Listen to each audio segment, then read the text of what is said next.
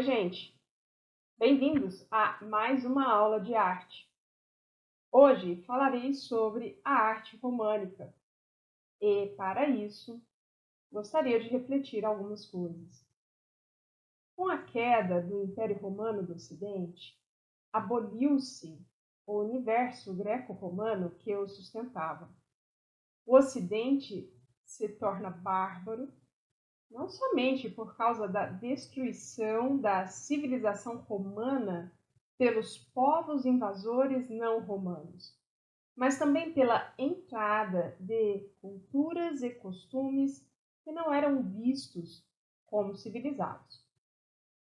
Mas o que é barbárie e o que é civilização?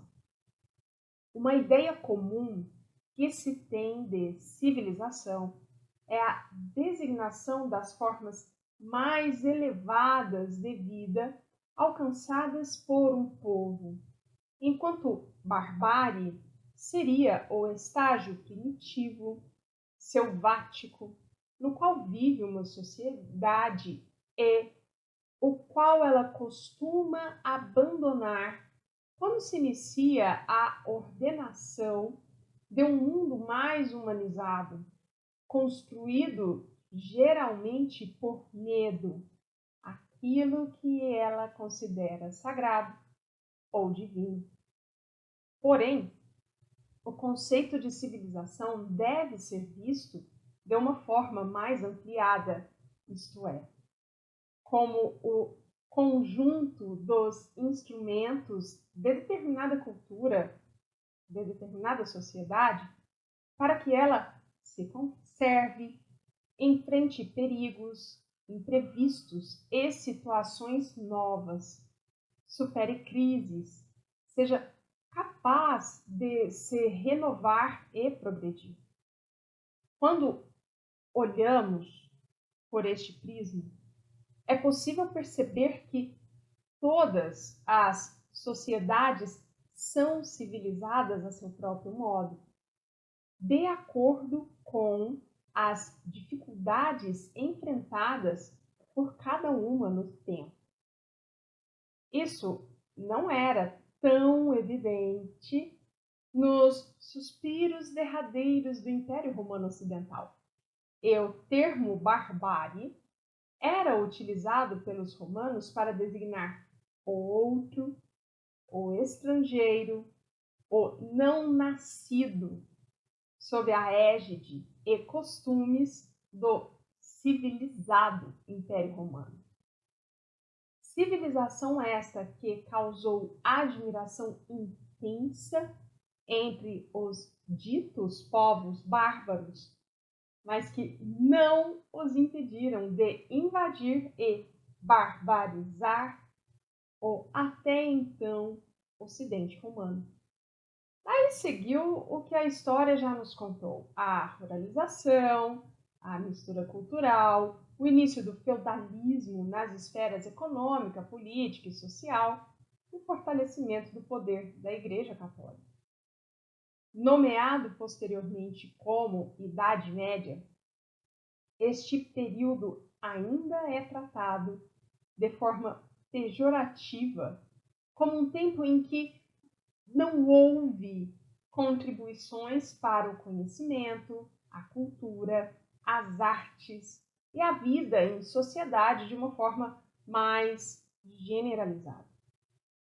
Devemos ter cuidado com este tipo de ideia, porque quando o aceitamos como certo, ignoramos as enormes contribuições dessa época para a nossa cultura, que se transformou várias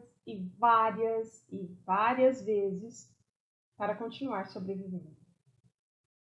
Este é um outro ponto muito importante. Considerar que a cultura evolui é acreditar que existem culturas superiores e inferiores, mais ou menos importantes entre si. E este é um raciocínio equivocado, porque as culturas se modificam ao longo do tempo, seja por situações vivenciadas por suas sociedades de referência, seja por contatos entre si. Mas esta é uma outra explicação que eu vou deixar para depois. Em última instância, se a cultura medieval fosse realmente esta nulidade que ainda persiste em ser passada de forma descuidada por alguns veículos escolares, não estaríamos falando agora sobre a arte romana. Do século V ao século X, não foi observado o surgimento de um estilo artístico claro e uniforme, mas sim de vários estilos diferentes, que estavam ligados aos diversos povos que invadiram e ocuparam os territórios do antigo império, e que tinham seus próprios artistas com bastante experiência. Os padrões realizados eram intrincados e incluíam realidade e fantasia, com a produção de animais fantásticos em posições torcidas não encontradas na arte realizada pelos romanos. Com o passar dos séculos, estes padrões passaram a ser incorporados e reproduzidos dentro da arte que se fazia na Europa. Até a maneira de representação dos humanos encontrada nos manuscritos evangélicos são diversos das representações de pessoas e divindades feitas no mundo greco-romano. Algumas se assemelham às representações de ídolos primitivos e mostram as dificuldades dos artistas em se adaptarem às novas regras da arte cristã. Por exemplo, o treinamento de mãos e olhos que os artistas receberam e que os permitiram fazer o belo padrão da página que vocês estão vendo, os ajudaram a trazer um elemento novo para a arte ocidental. Sem esta influência, a arte ocidental talvez teria sido desenvolvida de modo semelhante à arte de Bizâncio, graças ao encontro destas duas tradições, das tradições clássicas e do gosto pessoal de artistas nativos, algo completamente novo começou a crescer na Europa Ocidental. Quem nos conta isso é o historiador da arte Ernest Gombrich, alguém que eu sempre cito nas nossas aulas de arte e de quem eu fiz uma pequena biografia na videoaula sobre a arte bizantina. Corre lá no vídeo, dá uma olhada nesse pedaço e relembra quem é esse cara. Continuando, é importante considerarmos a contribuição do nomadismo característico dos ditos povos bárbaros para o desenvolvimento de suas produções artísticas. Por quê? Elas acabaram concentradas em objetos pequenos e fáceis de serem transportados. A ourivesaria acabou se destacando com a produção de joias e, em comparação com gregos e romanos, a representação da figura humana é praticamente ausente das obras bárbaras. A Igreja também desenvolveu papel importante para a continuidade e transformação da arte herdada da Antiguidade. Por exemplo, no século VII, as fontes de preservação da cultura greco-romana na Europa estavam em escolas ligadas às catedrais para a formação do clero. Ela continuou a contratar artistas, construtores, carpinteiros, marceneiros, vitralistas, decoradores, escultores e pintores para a construção de seus templos. A ascensão de Carlos Magno como rei dos francos em 771 fez ele tentar restaurar grande parte da unidade do antigo Império Romano, apoiado e apoiador da Igreja Católica, foi coroado imperador do Ocidente pelo Papa Leão III.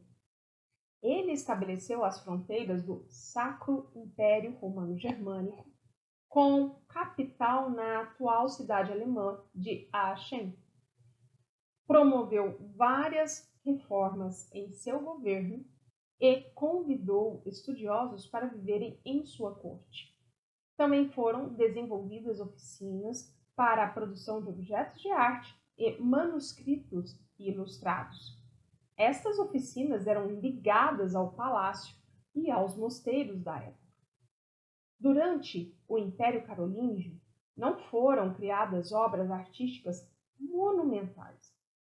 O tamanho reduzido era realmente uma característica comum da arte produzida, fosse ela pintura, escultura ou trabalho em metal. E, após a morte de Carlos Magno, as atividades intelectuais centralizaram-se nos mosteiros. Entre as atividades artísticas desenvolvidas, destaca-se a ilustração de manuscritos. Contudo, a arquitetura, a escultura, a pintura, a ourivesaria, a fundição de sinos, olha só, a encadernação de documentos e livros e a fabricação de livros também foram alvo de interesse. O trabalho nas oficinas da corte carolíngia foi importante, porque manteve uma ponte entre a tradição cultural e artística do mundo greco-romano e a arte dos povos invasores. Na arquitetura, principalmente na arquitetura, nos legou o estilo românico, adotado principalmente na construção das igrejas. Bem, hoje eu termino por aqui. Quem quiser se aprofundar neste tema, eu deixei ao final deste vídeo, nos nossos créditos, a bibliografia utilizada para fazê-lo. Beijos, bons estudos a todos e até o nosso próximo vídeo.